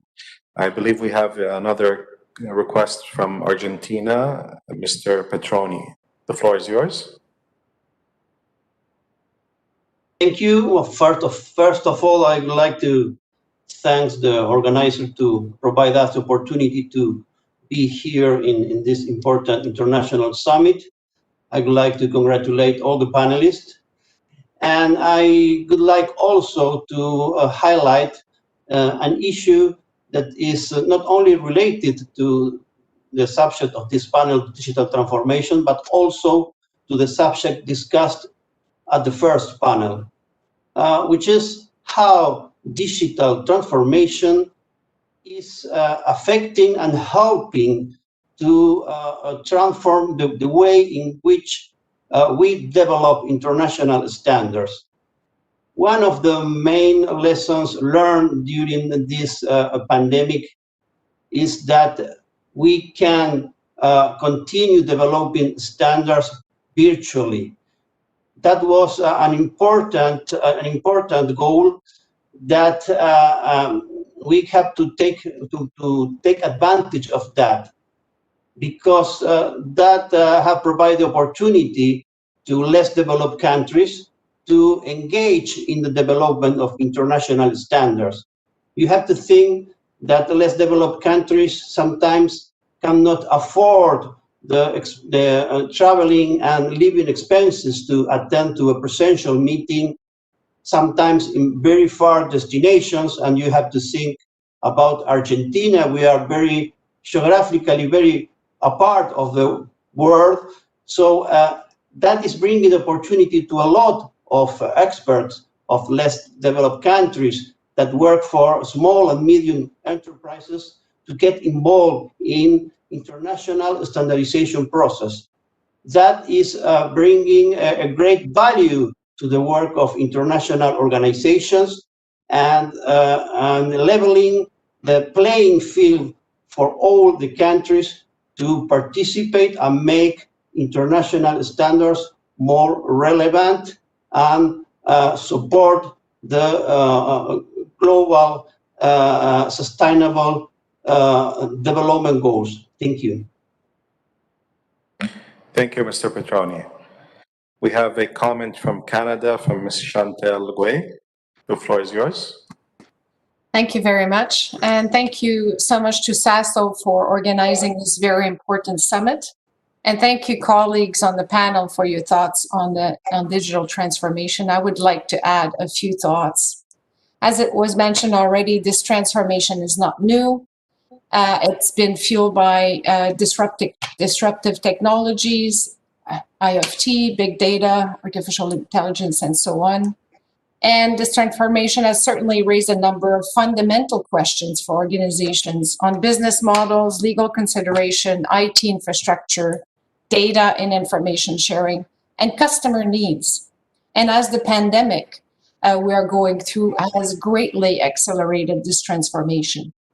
As organizations continue to transform and develop what their future platforms will be, it is crucial that we put in place and adopt international standards to ensure that we enhance trust in technology adoption, but most importantly, that standards continue to support global trade.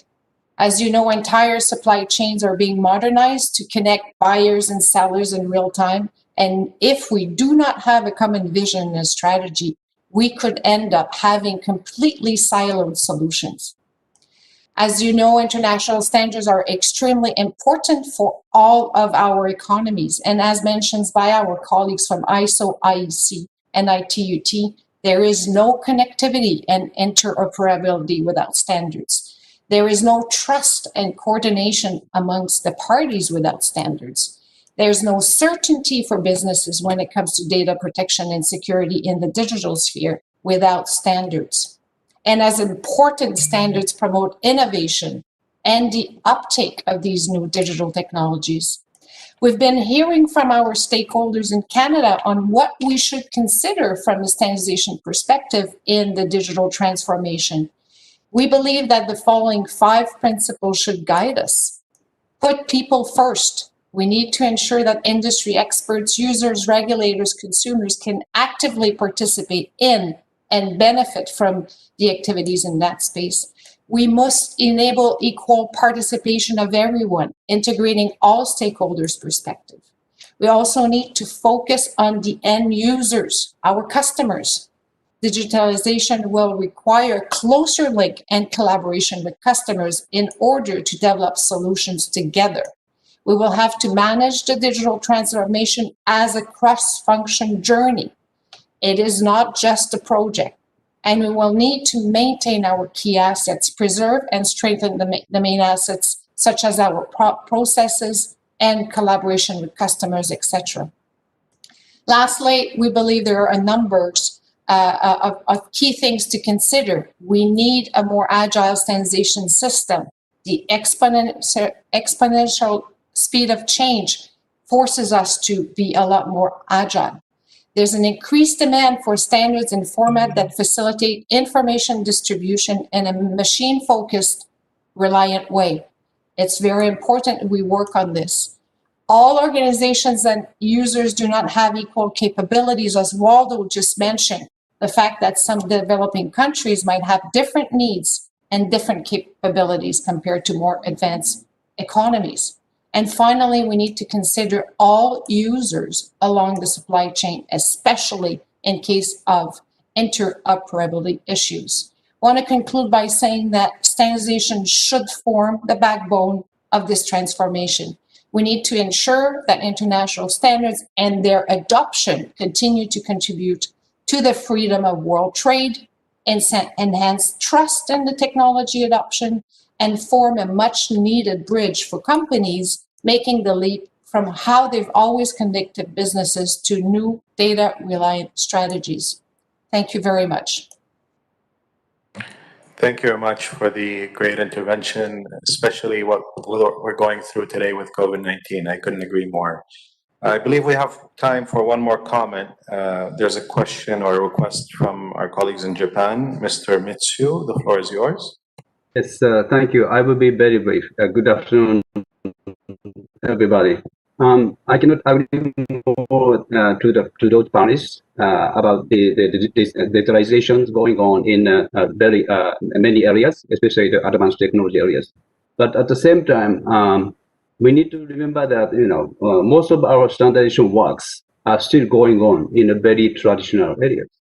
So we need to consider how we can introduce the digital transformation to those traditional areas.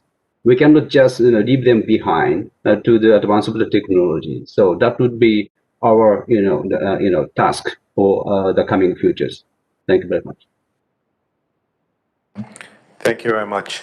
I believe we're running out of time. So with that, I'd like to thank the attendees and participants, and once again, thank our esteemed guests and panelists for all their great insights.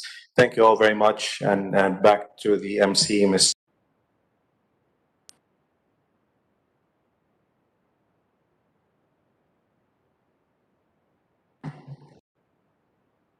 Thank you, Dr. Al-Dasuqi, Dr. Sporer, Dr. Speedman, Dr. Al-Jamousi, and Engineer Al-Ubaikan for your thoughts, provoking discussion. Very interesting session indeed, I must note. I would now like to call upon His Excellency, Dr. Saad Al-Qasabi, to present his call to action. Your Excellency, please take the floor.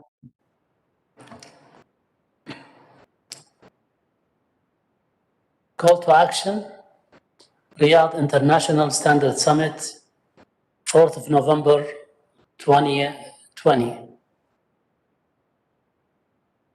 The COVID-19 pandemic has had a profound impact on the world.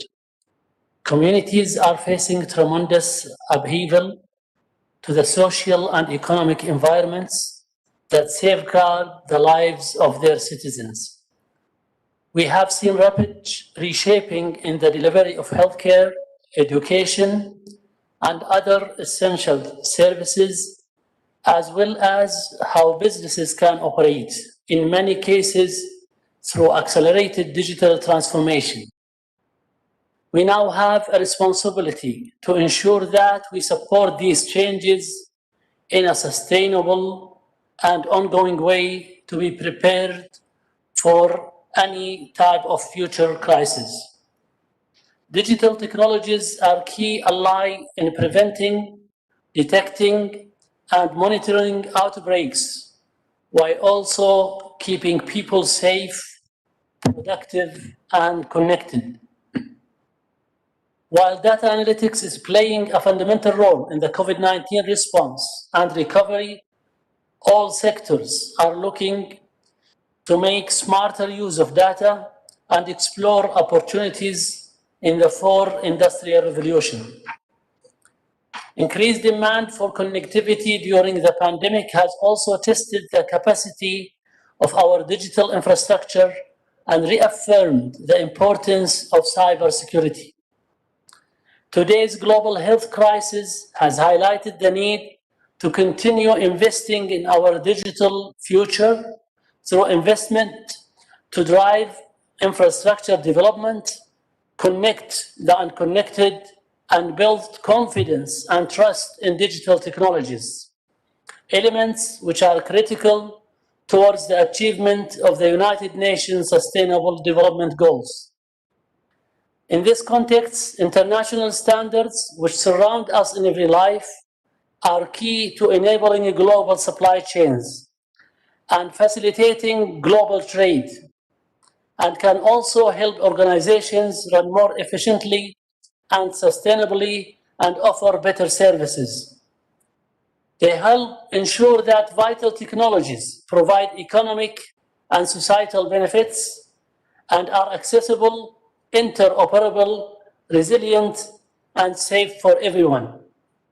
International standards, together with testing, inspection, and certification, facilitate international trade and reassure governments, retailers, and consumers that products and services to globally agreed safety, efficiency, and sustainability criteria.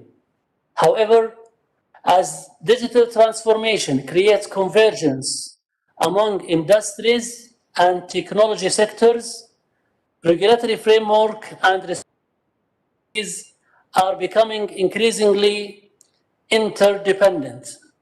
Broader engagement between public and private entities is therefore crucial to ensuring all stakeholder perspectives are considered in order to strengthen the role that standardization and conformity assessment can play. Furthermore, a global collaboration, considering the need of all countries and assisting in the capacity building, is key to ensuring the comprehensiveness of international standards for all.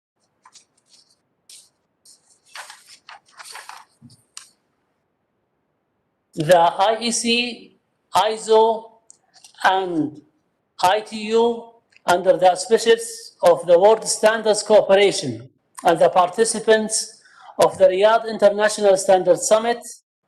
Therefore, call on all countries to recognize, support, and adopt international standards to accelerate digital transformation in all sectors of the economy to help overcome global crises such as COVID-19 and contribute towards the achievement of the SDGs. Now, it is my pleasure to call upon the G20 countries and our partners in the international organization to give their general statements or comments regarding the call for action. I will start with the International Electrotechnical Commission Presidents, Dr. Shu. Dr. Shu, the floor is yours. Thank you very much. Dear friends and colleagues, good afternoon, good morning, and good evening. Having listened to the panel speakers and the discussions, I'm reminded of how this event is a great example of the global standards and the conformity assessment communities working together to overcome the current health crisis and help prepare for future crises in whatever form they may take. The nature of the pandemic has highlighted the importance for international cooperation. It is now more important than ever. As globalization has become a reality, each standards development organization brings its unique expertise to the table, and the results that come from pooling our strengths are positive. This year, together with ISO, we identified standards that support the global fight against COVID-19 and made them freely available for the benefit of many people around the world. The pandemic has also accelerated digital transformation in many sectors. It is thanks to diverse technologies that safe, reliable services could continue to be delivered, such as education and healthcare, while global economies were kept going by millions of people who worked remotely and maintained social distancing. IEC standards and conformity assessment underpin these technologies. They facilitate international trade and resource all stakeholders, from governments and retailers to consumers. That products and services are safe, efficient, and reliable. They also help the world to address major challenges beyond the current crisis that are reflected in the Sustainable Development Goals. These ranging from increasing access to affordable, sustainable, and clean energy to making cities safer and infrastructure more resilient. For these reasons, I would like to strongly reinforce the call to action today by IEC, ISO, and ITU with the support of the World Standards Corporation. That all countries. Can you close, please, Mr. Shu? Can you close, please, Dr. Shu? Time. Thank you. Thank you very much. Sorry.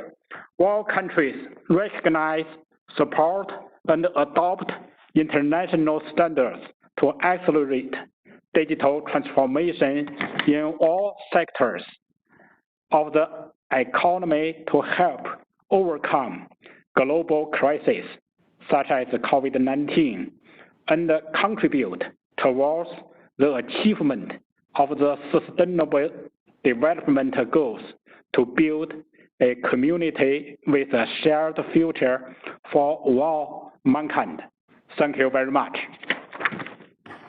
Thank you. Now the floor is for ISO President, Mr. Eddy. Mr. Eddy, the floor is yours, please. Thank you very much. Ladies and gentlemen, good morning, good afternoon, Tabar Masaika. It is such an honor and privilege to be part of this International Standards Summit.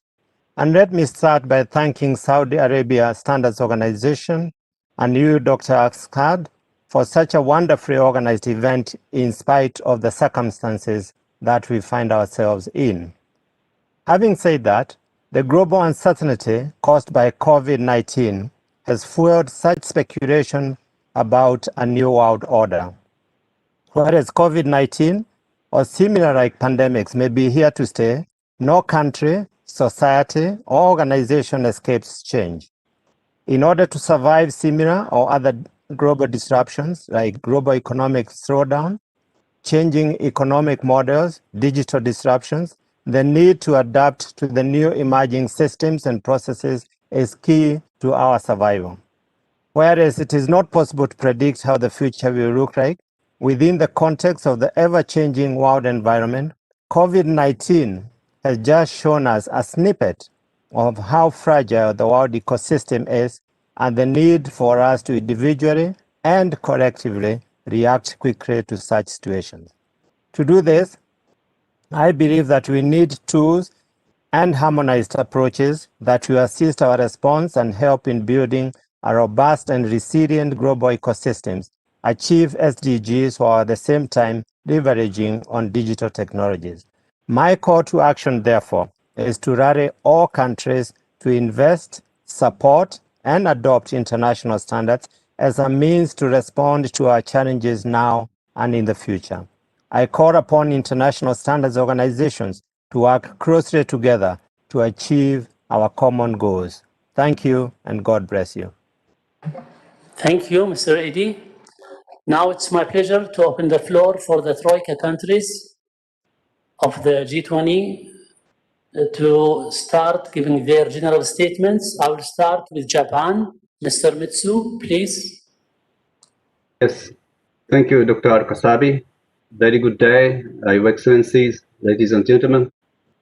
It is my great pleasure and honor to attend today's important event being hosted by Saudi Arabia. As we all know, from the beginning of the history of IEC and ISO and ITU, international standards have been always with us, supporting economic and social developments while helping overcome global challenges. Recently, society heavily affected by COVID-19 pandemic, but it has also gave us a great opportunity to move towards digital transformation. In this regard, the International Standards Summit is held just at the right moment of the time. We standardization organizations of G20 countries are all committed to continue working together and its future. Your kind attention, Shukran. Thank you. Thank you. We move to Italy. Mr. Ruggero Lenzi. Mr. Ruggero, the floor is yours. Thank you very much. I want to express gratitude to SASO and its governor for the initiative to organize this first International Standards Summit within a G20 presidency this year in Saudi Arabia. UNINCE will be honored to follow this idea for the next year, 2021, under the Italian presidency. We believe that the three pillars of the Italian government for G20, persons, planet, and prosperity, are also the core of ISO, IEC, and ITU strategy. With the effort of national standards bodies all over the world, especially those of G20 countries, we can provide technical worldwide solutions to facilitate global trade and reach all our citizens with a private-public partnership approach and consensus-based standardization. Our community has the responsibility to support social and economic changes with high-quality products and services for digital solutions and emerging technologies in a sustainable and ethical way to guarantee well-being, health, and safety of women and men and fair continuity of economies.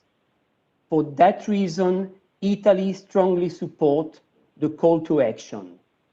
Thank you very much. Thank you very much. Now I move to Argentina, Mr. Osvaldo. Mr. Osvaldo, the floor is yours. Thank you very much, Dr. Al-Kasabi. The standardization organizations of Argentina, which are the national member bodies of ISO, IEC, and ITU, with the institutional support of all our national interests and stakeholders, do believe that international standardization is and will be of paramount importance to address the world challenges of today. International standardization brings us the opportunity to share the best known good practices, build global consensus and confidence among different countries and cultures, learn of each other, and to cooperate for the benefit of our countries.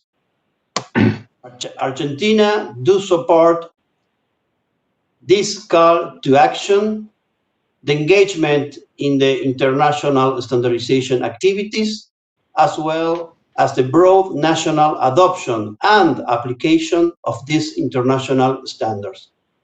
Thank you very much. Thank you. We move to Australia, Mr. Adrian.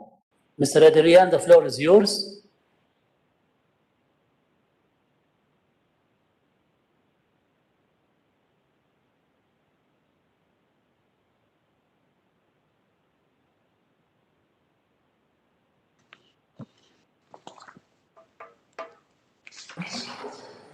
Sorry, it seems that we have some technical problem. We'll come back to Mr. Adrian.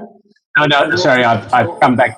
We'll move now to Brazil, and we will come back to Mr. Adrian, Australia. Brazil, Mr. Ricardo, the floor is yours. Thank you. Thank you, Dr. Saad Al-Kasabi. Congratulations for excellent international summits. My comments is ABNT believes in time of the stability and volatility, action-based in collaboration in the interdependence and adaptations are the key roles to lead us to new and good normal. Because the only way to solve these complex and global problems is together. In time of the pandemic, Brazil recognized that international standards are the safeguards of the better, the safer, and more sustainable world, and the digital transformation organizations are the bridges to lead us across this old in transformation towards the SDGs. Thank you. Thank you very much.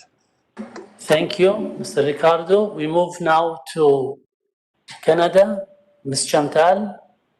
Ms. Chantal, the floor is yours. Thank you very much, Dr. Al-Kasabi. On behalf of all my Canadian colleagues, I can affirm that Canada strongly supports this call for action. The digital transformation has been on the way for a number of years, fueled by disruptive technologies, and those technologies do not work in isolation. They are connected on systems delivering collective solutions. The pandemic has accelerated the shift, and our organizations and citizens are facing significant challenges in obtaining and delivering services. The capacity to shift to digital operation has become a key factor in the resilience of economic sectors. If we want to ensure that standards, testing, inspection, certification, and accreditation continue to facilitate international trade, and provide efficiency and sustainability criteria, and that our population is reassured that the products and services they received have been developed to globally agreed safety, we must act now, unite our forces, and collaborate to ensure we get a lead. And we have this great avenue through the collaboration of ISO, IEC, and ITU. If not, digital businesses will continue to define standards outside the traditional standard-setting organizations with fragments, which will fragment the efforts, increase complexity, and will not serve best our communities. Global challenges need global solutions based on consensus. Thank you.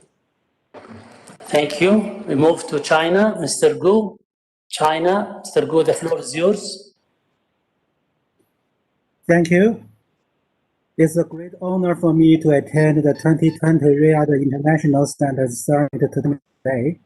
On behalf of the Standardization Administration of China, SAC, the ISO member in China, and the IEC National Committee of China, firstly, I would like to thank the SASO's great work organizing the summit, and also thanks for all the panelists the great contribution and share with your views on the global challenge, global solution on international standards.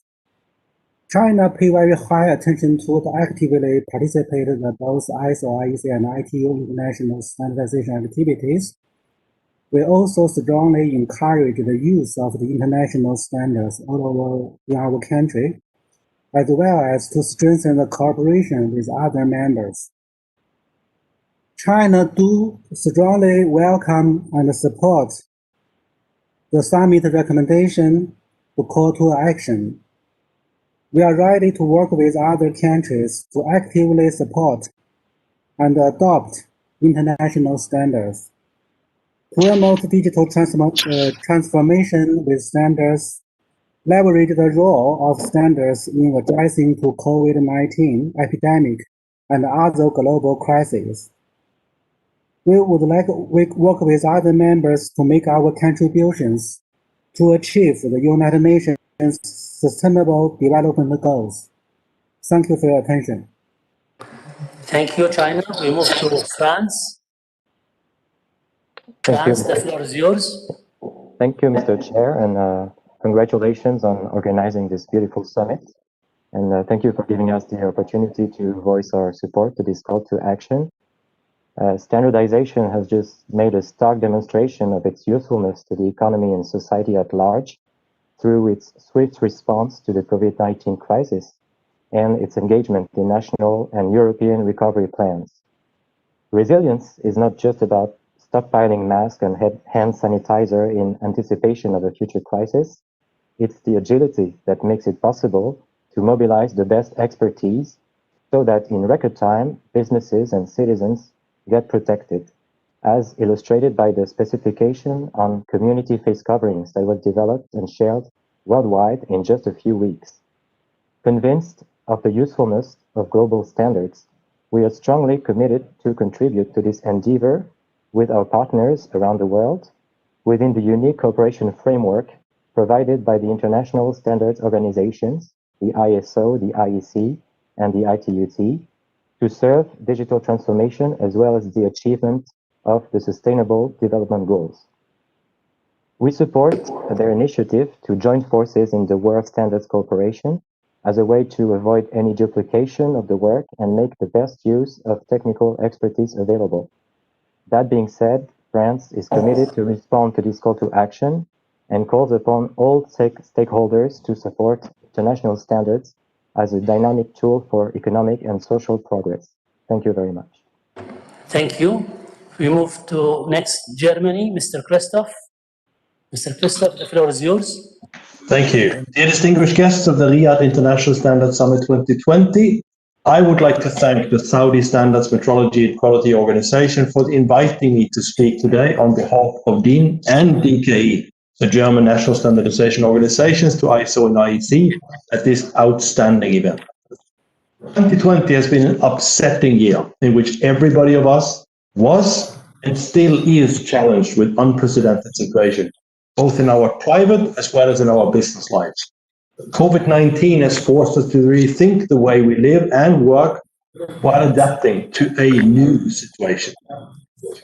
In this time, the international standards organizations, with their international standards, have proved themselves as being an important and worthy instrument to conquer critical situations. This, among others, by instantly reacting in order to help to overcome shortages, by making standards for medical devices and personal protective equipment freely available. Besides, standardization is also at the forefront when it comes to assist industry to adjust to the new digital area. This, while not only supporting the digital transformation that goes along with what we call Industry 4.0, but also setting the necessary standards, helping to secure data protection and cybersecurity. In our German national standardization strategy, all our stakeholders have clearly committed to the primacy of international standards from ISO and IEC. And that is why we are so actively engaged in shaping the future of standardization together with all of you. To sum up, international standards do have a visible impact on assisting to overcome a crisis like the COVID-19 pandemic, to address the UN Sustainable Development Goals, as well as to help all of us to master the digital transformation together. Therefore, we do fully support the call to action presented by Dr. Saad. Thank you very much. Thank you. We move to India. Mr. Kumar, India, the floor is yours. Good morning, good afternoon, good evening, everyone. At the outset, I congratulate SASO for this initiative of bringing the global standards community on a common platform. The standards, we know, play a pivotal role in the socio-economic development of nations.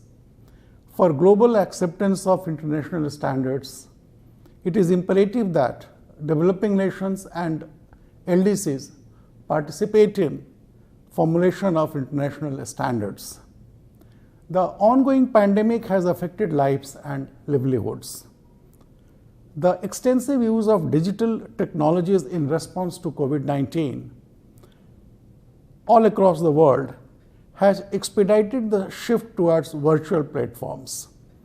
Standards can help in facilitating global trade, improving global supply chains, and in the proliferation of other vital technologies such as cybersecurity, artificial intelligence, Internet of Things, big data, etc.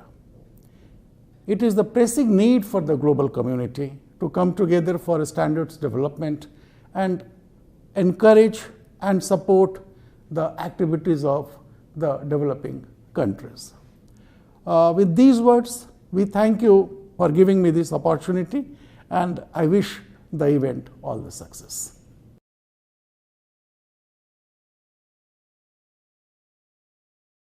To Indonesia, Mr. Koko Ahmad, Indonesia, the floor is yours. Good evening, good morning, and good afternoon. Thank you for giving Indonesia the opportunity to make a statement for Riyadh International Standard Summit today. It is the fact that pandemic COVID-19 has fundamentally changed our ways and has been felt everywhere by everyone in the world. The response to this situation has been presenting unprecedented challenges to the way we work, including the use of digital technologies to keep people safe, productive, and connected. As international standards are key to enabling global supply chains and facilitating global trade, consideration must be given to factors that might influence the ability to this digital transformation. Improving our digital infrastructure and cybersecurity is important to build our trust and confidence in using digital technologies. Indonesia, therefore, recognizes and supports the adoption of international standards to accelerate digital transformation in all sectors of the economy to help overcome global crises. For that purpose, Indonesia believes that the world now needs a global collaboration more than ever. Thank you. Thank you. And we move to Mexico, Mr. Alfonso. Mexico, Mr. Alfonso, the floor is yours.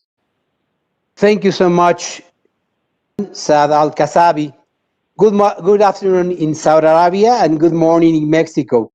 Coordination and cooperation are essential elements to achieve the development objectives on social, economic, and technological well-being of country. In Mexico, we are moving on to create public policy in this matter. I am pleased to announce and share with all of you that in Mexico, there is a cornerstone for the development of standards, technical regulation, and their application. The new framework is the Quality Infrastructure Law, and its main objective is to coordinate and cooperate by using digital technologies. The new model is enabled to exchange information among national and international standardization bodies, conformity assessment bodies, and regulators and end users. Improve process by reducing time to publish standards and technical regulations, and carry out the market surveillance to ensure standards compliances. Mexico's commitment is to create, based on international standards, more relevant national standards, not only to facilitate the international trade, but also to count with the quality and safety of products and services. Finally, I celebrate the making of Riyadh International Standards Summit with the aim of exchange ideas among countries to deal with global challenge ahead. Thank you so much. Thank you. Australia, Mr. Adrian, the floor is yours. Thank you very much, and apologies for the mute before. So Standards Australia commends SASO for highlighting the importance of standards in accelerating digital transformation.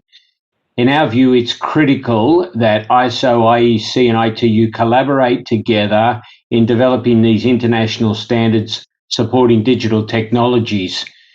This collaboration ensures that there's an efficient and coordinated approach to the development of interoperable solutions in this complex environment. We are very supportive of the call to action. Thank you. Thank you. We move now to Russia. Mr. Anton. Mr. Anton, the floor is yours. Distinguished participants, dear colleagues, it is a great honor for me to be a part of G20 Riyadh International Standards Summit and to represent the Russian Federation at this event. GOST-R, as Russian national standardization body, firstly would like to thank SASO and personally Dr. Saad Al-Kasabi for organizing this outstanding and important event. The challenges of 2020 have proved that we really live in a very new world. At the same time, we can see clearly that digital technologies are changing the way the world does business, the way the world collaborates to overcome global crises, and they change the consumer behavior. Widely adopted new technologies is the answer to these challenges. New advancements boost efficiency and productivity, create competitive advantages, promote innovation. They drive the evolution towards innovative standardization products, towards solutions to meet user expectations all over the world. We strongly support call to action.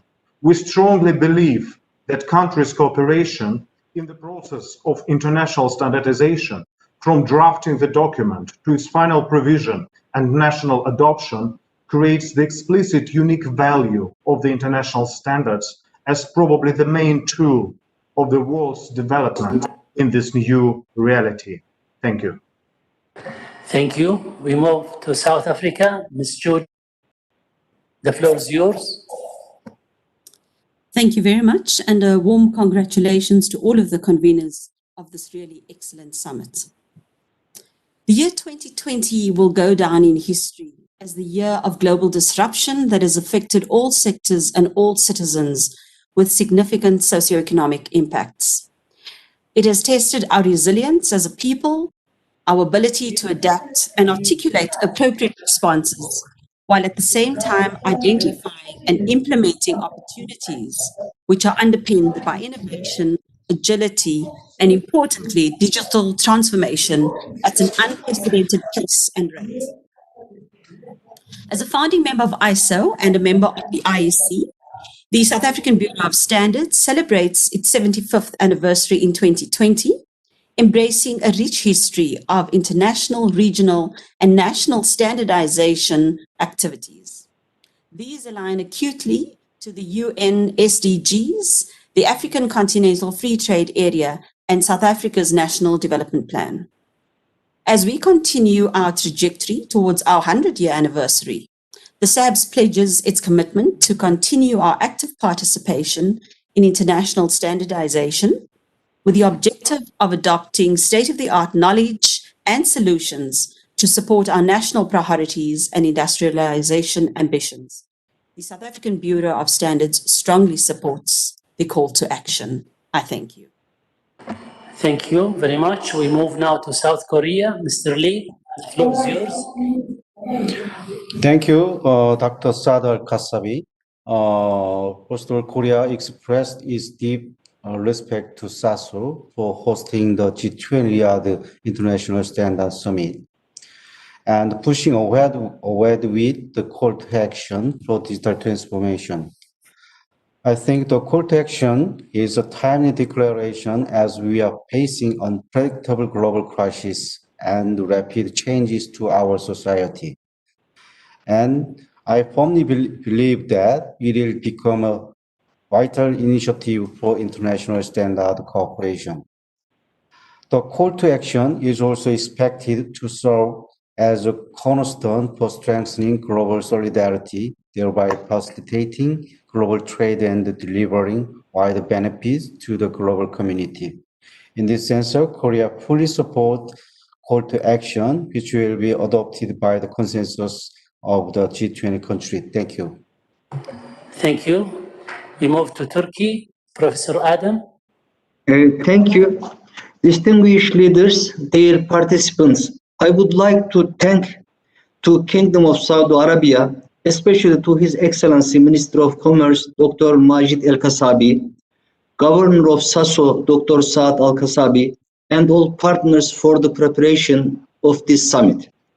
Impacts of the population growth, digital transformation, and climate change involves the needs of market rapidly. I would like to underline two crucial points. First one is building a faster standardization process to meet these needs more effectively. Secondly, attention must be paid to ensure technical standards integrated with new technologies do not create invisible technical barriers for the developing countries' trade participation. I wish the result of the summit to be beneficial for our planet. Thank you very much. Thank you. Dr. Scott, the floor is yours.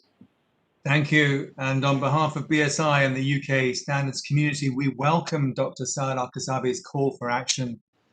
UK stakeholders from all sectors are committed to common standards as a basis for rules-based international trade and sustainable development, based on international standards developed through consensus processes with national representation and full stakeholder engagement. The COVID pandemic has heaped even more pressure on our global systems and increased the urgency of finding agreement on the best way forward towards the SDGs. I believe the time for international standards has come. However, there remains limited understanding around the world of the full potential of international standards, and we must use our public-private partnership to educate and promote a deeper understanding of the true role and value of standards in our national, regional, and global market frameworks. Standards must work alongside regulation to meet national and international needs together. We have a duty to take action, and I thank SASO for highlighting this through the call to action of this excellent International Standards Summit. Thank you. Thank you very much. We move to last but not least, United States. Mr. Joe Bahia, the floor is yours. Thank you very much. I would like to first personally thank you, Dr. Al-Qasabi, for facilitating and conducting this very well-organized summit. It is actually the dialogue of this type, of this nature, that will turn our collective aspirations into success. ANSI joins the global community in recognizing and supporting international standards to drive innovation, to solve global crises, and to contribute to the UN Sustainable Development Goals. Indeed, in middle of this COVID activity, challenges to standardization and our success in creating solutions that are more crucial than ever and supporting public health, supporting safety, and supporting infrastructure, and spurring global trade, economic activity, and technological breakthroughs. Today, technologies like AI and ICT, the standards powering them, actually create the critical thread connecting people and businesses worldwide and enabling solutions that are yet to be found and yet to be shared. Global issues really require global solutions, and as the US member body, we are committed to supporting international standards that improve lives of people worldwide. We also believe that there are multiple paths to global relevance, as evidenced by many of the efforts of hundreds of US standards developing organizations that are also working to develop international solutions. I wish you all good success, and I wish us all cooperative efforts to achieve our goals. Thank you very much. Thank you very much, Mr. Joe. At the end of this conference, I would like to thank all the moderators, speakers, participants, organizers, everybody for their valuable input to this conference. Your participation and interaction is key to the success of this summit. We look forward to see all national standards bodies in cooperation with the international standards organizations to continue our long journey in standards development in partnership with all of our stakeholders from public, private sectors, and NGOs to come up with appropriate solutions for the current and future challenges facing our world. This is a very important step to become more resilient to face future crises and meet the expectations of our customers. I believe that with this initiative, holding this very important summit on the fringe of the G20 activities, we shall continue our efforts to have similar activities in the G20 future meetings. The challenge that we are facing now is moving, and I wish everybody the best, and looking forward to see you in the next summit, Standards International Summit in Italy next year. Thank you very much.